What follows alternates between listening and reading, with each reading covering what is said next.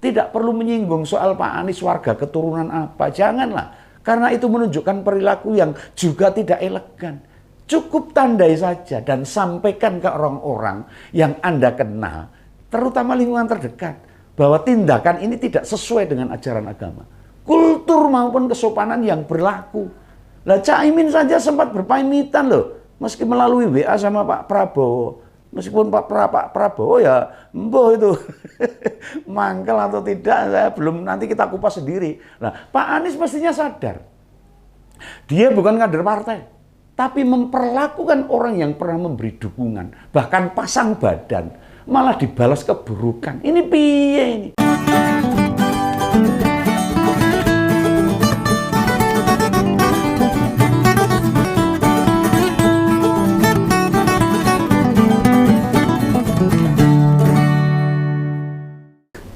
Halo, mari kita kembali bersama Om Benggawan ngopi, berkelakar.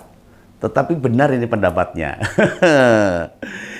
Tidak banyak yang tahu loh bagaimana reaksi Bang Anies Baswedan waktu ditawari Caimin jadi cawapresnya. Wah, ini kebetulan orang terdekatnya itu cerita ini. Meski oleh banyak media serta host channel politik nggak banyak dikupas, nggak banyak dibicarakan ini. Mereka lebih tertarik menyoroti efek-efek dari koalisi perubahan ini dengan resminya pertunangan Bang Anies dengan Caimin itu terjadi.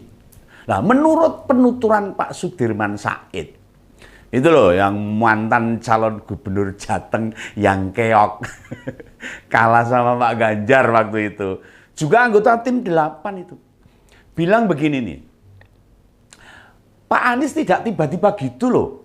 Tidak tiba-tiba gitu aja loh mutusin sendiri, katanya gitu. Ah, milih Caimin aja gitu. Nggak tahu ini maksudnya gimana ini Pak Said ini. Ini bukan kayak kita waktunya makan siang, pengen soto, rawon atau masakan Padang. Malah konon seusai Pak Anies mesti berpasangan atau dibilang kalau harus gandengan dengan Caimin. Oh, Pak Anies ditegur Pak Surya katanya. Lah kok seperti kurang happy katanya. Nah, ditegur itu soalnya kayak shock gitu loh. Katanya itu. Dia cerita begitu loh. Ditegur itu domblong katanya itu. Domblong ya terpangah gitu. Ngeblank loh kalau bahasa sekarang itu. Kalau bahasa Mas Wali itu terperanjat gitu. Jebol ada dramanya tadi. Ketika perpasangannya Pak Anies dengan Caimin ini ada dramanya. Ini yang cerita Pak Sudirman Said itu. Hanya entah ini kejadian benar atau reka-reka semata, ceritanya Pak Sudirman Said ya Om Benggawan nggak tahu. Hanya Pak Anies, Pak Surya Paloh dan Tuhan yang tahu. Oh, semuanya nggak tahu ini beneran atau cuma reko-reko ya, kita nggak tahu. Soalnya memang peristiwa tersebut terjadi di ruangan tertutup. Jadi bocor sedikit gitu loh ya, ini kita sampaikan aja. Siapa tahu ngomongnya Pak Sudirman Said itu bener tuh. Usai ditegur begitu, Pak Anies kemudian merespon teguran Pak Surya Paloh itu. Kalau harus mengkomunikasikan dengan teman-teman yang bekerja sama, bersama-sama. Ini koalisi perubahan ini sini mau gitu aja. Kerjasama dari dulu ya, randang-dang. Maksudnya tentu harus menjelaskan bila Pak Paloh nyuruh berpasangan dengan Caimin. Pak Anies ya harus mengkomunikasikan dengan teman-temannya lah. Cerita ini seperti memperlihatkan Pak Anies tidak begitu saja menerima permintaan Pak Paloh sebenarnya itu. Jadi ya rodok piye gitu loh. Perbincangan ini terjadi pada tanggal 29 hari Selasa itu. Nah, mungkin mantan gubernur itu juga gelisah ini. Soalnya hari Jumat tanggal 25 sebelumnya itu habis bertemu Pak SBY ya itu, dan tanggal 26 ketemu dengan Presiden PKS Pak Ahmad Saiku. Lah mesti sirai ngeluh, senut-senut. Waktu konferensi pers usai bertemu dengan Pak SBY dan Pak Ahmad Saiku itu, Pak Anies bilang kalau tidak membicarakan tentang cawapres katanya itu, lebih pada strategi ke depan. Ya. Malah pengakuannya koalisi semakin solid toh. Iya itu, wah, koalisi perubahan semakin solid, semakin kuat itu katanya Pak Anies. Tapi ya Om Begawan ya orang percaya itu. Sementara menurut orang Demokrat, saat bertemu dengan Pak SBY, Pak Anies melamar Mas Ahaye melalui secarik kertas tulisan tangan. Wah, kayak zaman dulu ini, bayangkan ini. Habis nembak, kalau bahasa anak remaja itu, ABG-ABG itu. Ya nembak, yuk jalan bareng yuk. Mungkin katanya begitu itu. Lah habis nembak kok 4 hari kemudian diminta bapaknya lamaran sama orang lain. Lah siapa yang nggak kaget ini? Lah kalau cuma naksir-naksiran aja cinta monyet nggak apa-apa, nggak masalah. Lah ini Pak Anies, Mas Ahaye kan sudah setahun ini terakhir jalan bareng bermesraan itu loh. Sohib tenan itu loh. Ibarat PDKT ini sudah setahun itu, sudah masuk ke hati itu, udah nembak untuk jadi pacar. Lah ya 4 hari kemudian malah ngelamar orang lain. Lah perasaannya gimana tuh? Makanya Mas Ahaye belum muncul di publik. Loro sakit hati, apa ijik mutung gitu. Ya ini Begawan ra ngerti itu, saya nggak tahu. Parah ini, angel ini. Kandan-kandanannya angel ini. Nah, apakah cerita itu beneran atau rekayasanya Pak Sudirman Said? Terus terang Om Begawan nggak tahu. Ini cuma kabar-kabar aja. Gimana kita mau percaya sama Pak Sudirman Said? Rekam jejak Pak Anies dalam mengolah kata-kata itu jagonya. Termasuk Pak Sudirman juga itu. Dia ini orang kepercayaan Pak Anies loh. Pak Sudirman Said itu. Dulu habis kalah di Pilkada Jateng. Kemudian diangkat jadi TGUPP-nya Pak Anies di DKI Jakarta. Terusan itu. Yang terpenting bagaimana kita menyikapi cerita yang disampaikan oleh Pak Sudirman Said ini. Ya kenyataannya yang katanya tercenung begitu diminta berpasangan dengan Caimin, Pak Aniesnya itu. Kamis pada tanggal 31. Pak Anies dan istrinya sudah sowan ke Ibunda Caimin loh, serta ziarah ke makam ayahanda Caimin loh. Loh, ini beda meneh ini. Kaget apa terkaget-kaget apa etrok-etrokan ini loh. Kenyataannya gitu.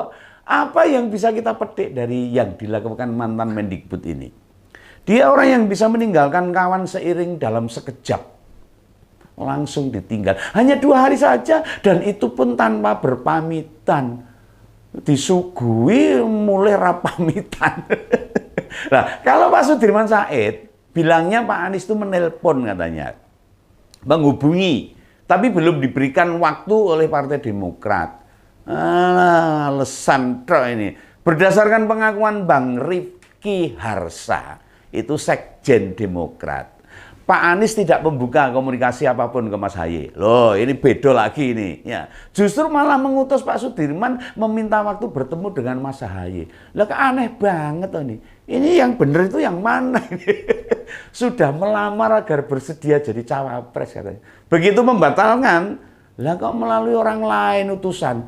Nih calon pemimpin model apa kayak begini nih. Ingat loh ini. Koalisi perubahan tanpa Demokrat hanya Nasdem dan PKS saja. Itu tidak bisa mendaftarkan pasangan calon. Artinya Demokrat bagian penting. Lah begitu sudah ada PKB, lo main ninggalin aja itu. Demokrat langsung ora digagas. Ini politisi model apa ini kayak gini? Nggak pakai etika, orang ngunggah-ungguh sangarepe dhewe ini, menyakiti hati teman seperjuangan ini ora cetha ini, cilaka ini kalau begitu. Lalu bagaimana nasib kita? Rakyat jelata seperti Begawan ini. Kalau mereka jadi presiden, memimpin kita-kita ini tidak memberi contoh yang baik mereka itu.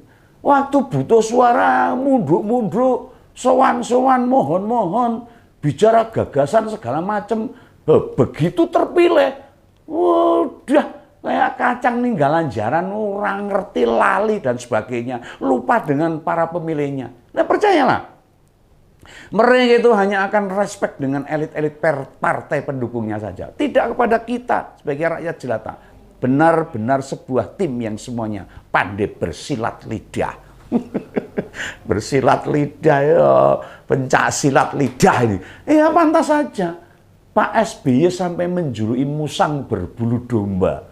Jadi memang cerita yang disampaikan dibalik-balik, diwolak-walik, atau istilah gampangnya cuci tangan, biar yang kotor pihak lain, mereka tetap bersih. Oh, enak emen itu. Ingat ya teman-teman, perilaku ini bagian dari rekam jejak perjalanan politik seorang Anies Baswedan. Nah, bagi saya pribadi Om Begawan ini cacat moral ini. Tidak ada kesantunan dalam berpolitik sama sekali. Nah, pisah koalisi itu hal biasa. Pindah kubu itu juga bukan perbuatan buruk. Tapi seperti kata pepatah, datang tampak muka, pulang tampak punggung. Nah, seorang menteri, mantan menteri pendidikan loh, mantan rektor dan mantan gubernur, perilakunya benar-benar tidak mencerminkan sebuah perilaku politik yang adiluhung.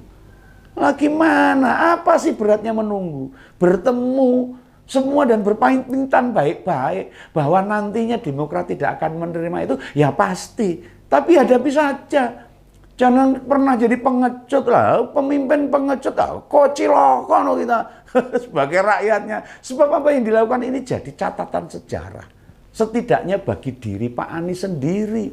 Ingat loh, yang disorot itu perilakunya. Bukan sukunya, bukan partainya, bukan agamanya, bukan juga keturunannya siapa. Nah ini mohon teman-teman, tidak perlu menyinggung soal Pak Anies warga keturunan apa. Janganlah, karena itu menunjukkan perilaku yang juga tidak elegan. Cukup tandai saja dan sampaikan ke orang-orang yang Anda kenal, terutama lingkungan terdekat, bahwa tindakan ini tidak sesuai dengan ajaran agama. Kultur maupun kesopanan yang berlaku. Lah Caimin saja sempat berpamitan loh, meski melalui WA sama Pak Prabowo. Meskipun Pak Prabowo ya mboh itu mangkel atau tidak, saya belum, nanti kita kupas sendiri. Nah, Pak Anies mestinya sadar, dia bukan kader partai, tapi memperlakukan orang yang pernah memberi dukungan, bahkan pasang badan, malah dibalas keburukan. Ini piye ini? Tidakkah ingat waktu datang ke Cikeas, disambut Pak SBY dan diajak ngobrol di ruangan yang sangat bersejarah. Lah misalnya kelakuan yang sama dijalani Pak Ganjar misalnya. Ya Pak Ganjar akan saya kritik habis-habisan. Tapi Pak Ganjar nggak punya karakter seperti itu. Malah bisa jadi dukungan akan saya tarik kalau misalnya perilakunya seperti. Tapi Pak Ganjar hampir mustahil memperlakukan partner koalisi seperti itu. Beliau orang yang menjaga betul marwah politiknya dia. Hubungan baik yang sudah dijalani. Paham dan biasa menjalani dengan perilaku yang baik. Kita belum pernah mendengar itu Pak Ganjar meninggalkan kesepakatan tanpa penjelasan apapun. Nah, jadi kontestasi Pilpres tahun depan kita lebih baik membicarakan pertarungan Pak Prabowo dengan Pak Ganjar. Karena bagi kita, Pak Anies memberikan gambaran betapa politik itu sangat rendah dalam hidupnya. Tingkat kesantunan politik Pak Anies benar-benar berada di level yang menjijikkan. Paling bawah, artinya hanya demi kekuasaan, hanya demi ambisi, hanya demi kedudukan. Nah, dia akan melakukan apapun agar ambisinya tercapai. Nah, sekarang kita mikir aja, Pak Ganjar sajalah yang terus memberikan teladan bagi masyarakat. Dengan kesederhanaannya, dengan kesantunannya, dengan keberaniannya, dengan nyalinya, dengan prestasi-prestasinya. Itu ya. Ayo kita kembali ngopi bersama Om Begawan. Salam Begawan, salam ngompol, sampai ketemu di lain kesempatan. Sampai jumpa.